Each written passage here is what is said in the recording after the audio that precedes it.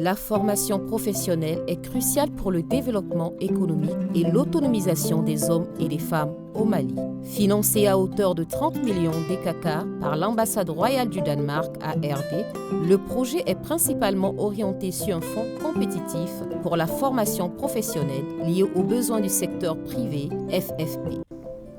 Nous avons bâti un petit peu toute notre réputation et la réussite de nos activités à partir de la formation professionnelle.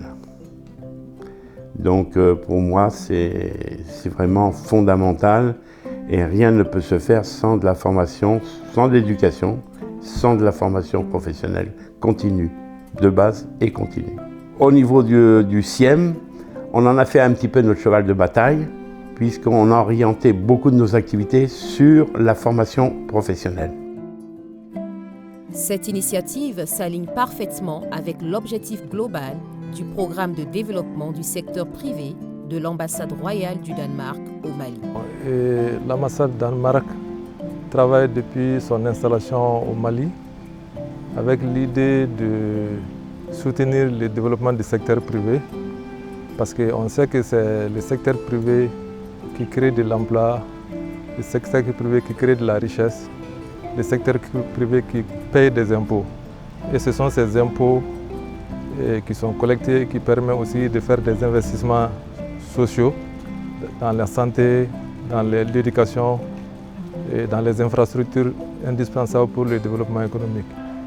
Donc soutenir ces secteurs effectivement a des répercussions sur le développement global du pays. Le projet FFP est mis en œuvre par le Conseil des investisseurs européens au Mali, CIEM, avec le soutien de DM, un bureau d'assistance technique recruté par l'ARD pour appuyer le CIEM. Ce projet se voulait innovant, parce qu'on a eu plein de projets au Mali pour appuyer la formation professionnelle, mais aucun n'était directement en lien avec le secteur privé. Ce projet, il a été formulé sur 3 volets différents. Dès le démarrage de ce projet, on a rencontré plusieurs défis. Ça fait plusieurs années que le secteur privé sollicite les partenaires bilatéraux du Mali en leur demandant que quand un projet, la cible finale est le secteur privé, les entreprises du secteur privé ou les employés des entreprises du secteur privé, que ce soit mis en œuvre par une organisation du secteur privé pour obtenir des résultats pragmatiques et concrets. Alors le CIEM, c'était surtout de pouvoir garder la vision du secteur privé intacte à travers bien sûr les actions qu'on met en place, mais aussi surtout pour pouvoir se dire à la fin, pouvoir prouver à la fin que le secteur privé est capable de mettre en œuvre des projets pour le secteur privé en lui-même. Et cela passait surtout par la réussite du volet 2 qui était plus axé sur les entreprises et leurs employés. Alors les résultats concrets, c'est surtout au niveau sur les 3 volets. Au volet 1, nous avons eu par exemple 764 jeunes qui ont été formés à travers l'appui de 13 centres de formation. Au volet 2, on est passé à 1407 employés ou futurs employés qui ont été formés à travers l'appui de 22 entreprises. Et au volet 3, c'était la formation de 339 jeunes femmes vulnérables à travers l'appui de 7 centres de formation ou ONG ou associations. Les cibles bénéficiaires de ce projet sont des jeunes, les entreprises du secteur privé, formel et les femmes vulnérables. En tant que projet pilote, sa zone géographique se limite à Bamako et environ proches. L'apport de Lux Development pour ce projet, nous avons été invités à participer au comité d'orientation. Et dans ce cadre, vu que nous avons une grande expérience en matière d'emploi et de formation, nous avons participé au débat d'orientation pour aider à améliorer la mise en œuvre du projet, à faire des alertes lorsque nous avons pensé qu'il y avait des options ou des orientations qui pouvaient ne pas produire les résultats. Donc c'est essentiellement ce que nous avons apporté à ce projet. Associer le secteur privé, pour moi, c'est inévitable et aucune approche en matière de formation professionnelle et d'emploi ne peut prospérer si le secteur privé n'est pas associé. Le projet promeut une dynamique de développement durable à travers 3 principaux volets d'intervention. Le premier volet renforce la qualité des formations dispensées au sein des centres publics et privés pour répondre aux exigences du secteur privé. La qualité de la formation professionnelle a évolué avec ce projet grâce à une offre de formation professionnelle moderne. Il y avait un volet du projet, n'est-ce pas, consacré au développement de l'offre de formation professionnelle qui assure l'intermédiation entre les centres de formation professionnelle et les entreprises. Donc, à travers ce volet, les centres de formation professionnelle ont été équipés. Les formateurs des centres de formation professionnelle ont été formés. Le FFP, c'est le fonds pour la formation professionnelle liée aux besoins du secteur privé.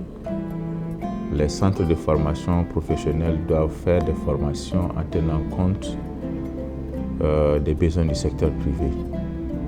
Et nous avons sollicité l'appui du projet FFP pour avoir un complément d'équipement, de recrutement de nouveaux formateurs de haut niveau, c'est-à-dire de master et de licence, et en même temps aussi collaborer avec les entreprises. C'est pour pouvoir les attirer vers le centre parce que nous travaillons avec les entreprises pour la formation en tenant compte de leurs besoins. Après la formation, 80% de ceux qui ont fait électricité ont été certifiés. 82% de ceux qui ont fait plomberie sanitaire ont été certifiés. Mais maintenance des engins lourds, 100% et je peux dire même 105% parce que le nombre qui était prévu, 104, a été largement dépassé parce que la maintenance engins lourds était plus sollicitée. Le deuxième volet cible les entreprises, améliorant l'accès à des ressources humaines qualifiées pour booster la productivité et la compétitivité. En fait, ma commission RH recherchait un projet impactant sur le secteur RH et formation. Et nous avons constaté que le problème récurrent que rencontrent les entreprises de notre secteur privé, c'est qu'il y a une inadéquation entre la demande d'emploi au niveau des compétences et l'offre d'emploi de nos sociétés. Donc beaucoup de sociétés ont monté leur propre centre de formation, ce qu'on a trouvé un peu dommage, et puis certains n'avaient pas aussi les moyens de le faire. Donc au départ, on a pensé créer un centre de formation du secteur privé pour le secteur privé. Alors, pour la première chose, c'était pour la formation elle-même. Toute formation pour nos médecins, pour améliorer la qualité des soins ici. Et nous sommes toujours intéressés, que ce soit pour les médecins ou pour les infirmiers. Alors, nous avons 3 prestataires, un chirurgien pédiatre et 2 gynécologues. Ils étaient tous les 3 très, très contents de la formation. C'est une formation qu'ils vont pouvoir utiliser dans cette entreprise et dans d'autres dans le futur. C'est une chose qui va aider la qualité des soins de beaucoup de patients. Donc tout le monde était content, tout le monde dit que ça s'est très bien passé. Donc je crois que la qualité de la formation et la facilité dont tout s'est déroulé, je crois, prouve qu'une continuation est importante pour continuer à former les médecins du Mali. Alors ça a été une formation qui s'est très bien déroulée. Dans un premier temps, nous avons quand même constaté qu'il y avait le besoin. Deuxièmement, quand on a souscrit et qu'on a été retenu, c'est avec bonheur que nous avons remarqué que le partenariat a collé. Les modules qui ont été proposés ont été validés. Le personnel était très enthousiaste et au sortir de la formation, nous avons eu un retour très gratifiant. Ça a été un moment de partage, d'expérience, de découverte pour notre personnel, de mise à niveau, et surtout on retient aussi que ce soit l'encadrement du CIEM, que ce soit le projet en tant que tel et surtout les modules qui ont été dispensés, tant avec les entreprises formatrices qu'avec l'encadrement, tout a été bien apprécié. Il faut aussi rappeler que ces formations n'intéressent pas que nos entreprises industrielles. Nous avons vu avec bonheur et satisfaction que toutes les couches de la population sont concernées par ces formations-là. Donc c'est le lieu de remercier l'ambassade du Danemark, le CIEM et l'ensemble des participants à ce projet-là. Et nous espérons que ce projet va continuer pour le bonheur des entreprises. Le troisième volet favorise l'insertion des femmes dites vulnérables dans des métiers en demande, soutenant l'égalité des genres et l'accès à un emploi décent. Le projet initial a concerné la formation de 63 femmes vulnérables en coupe et couture et en 6 mois. Après la formation, ces femmes vulnérables, 63 femmes vulnérables, ont tous eu à être insérées socio-professionnellement aussi. Donc, partant de là maintenant, nous pouvons demander à ce que ce projet soit reconduit parce que nous avons constaté qu'il y a une croissance accélérée d'insertion de ces femmes vulnérables qui sont dans le besoin. Le projet CIEM a été pour moi une découverte. C'était la première fois que je travaillais avec CIEM et nous avons fait chemin ensemble pendant quelques mois. L'objectif c'était de former une 50aine de femmes veuves en aviculture, non seulement donc les apprendre les rudiments de l'aviculture et en plus pour pouvoir au moins un peu les inciter à aller un peu dans l'entrepreneuriat en matière de production avicole. Ce projet devait être conduit parce qu'une chose c'est de former et puis maintenant 50 femmes veuves au Mali, ce n'est pas toutes les femmes. Donc il y a des femmes encore plus vulnérables que ces femmes veuves. Surtout, le pays traverse une période très difficile aujourd'hui. Donc nous faisons une guerre depuis 12 ans.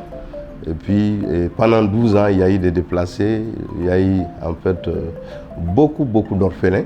Et toutes ces personnes ont besoin qu'on les appuie. Et c'est des projets comme le projet CIEM, personnes vulnérables, en fait, qui peuvent aider de telles personnes. Et moi, je pense que, en fait, normalement, aujourd'hui, on aurait dû trouver déjà que ce projet est renouvelé. Toutes les femmes bénéficiaires ont fait des stages de qualification dans les entreprises privées formelles et dans les ONG. Certaines continuent leurs stages et d'autres ont obtenu de l'emploi, tandis que d'autres sont retournées chez elles. Mais toutefois, nous continuons à chercher de nouvelles opportunités pour celles qui n'ont pas encore eu d'emploi stable. L'importance du projet est qu'en plus d'acquérir des compétences professionnelles, les femmes se sont organisées autour des projets, des idées de projets collectifs, de création d'entreprises collectives dans le domaine de la restauration et du nettoyage, surtout les groupes qui ont fait l'informatique. Avant le projet CIEM, j'étais au chômage. Grâce à ce projet, j'ai pu faire la formation en informatique. Et après la formation, j'ai eu à faire un stage de 3 mois. Et dans ce stage, j'ai eu la chance d'être retenue par le même ONG. Je remercie CIEM, je remercie l'ONG Siraba School et je lance un appel pour qu'ils puissent renouveler ce projet pour aider d'autres femmes qui sont dans les situations de vulnérabilité. De la formation à l'emploi, le projet FFP transcende les frontières de l'emploi et de la formation professionnelle pour devenir un catalyseur de changement social. Avec l'engagement du Royaume du Danemark et la collaboration stratégique des parties prenantes, le Mali progresse vers un avenir où chaque citoyen est mieux formé et devient un acteur essentiel de l'emploi et donc du développement. La confiance entre les partenaires du Mali et le secteur privé national est encore fragile. Et ce genre de modèle doit être multiplié afin de permettre à nos entreprises de trouver des ressources humaines répondant à leurs besoins localement. Nul besoin de rappeler que le secteur privé est le principal moteur de croissance d'un pays.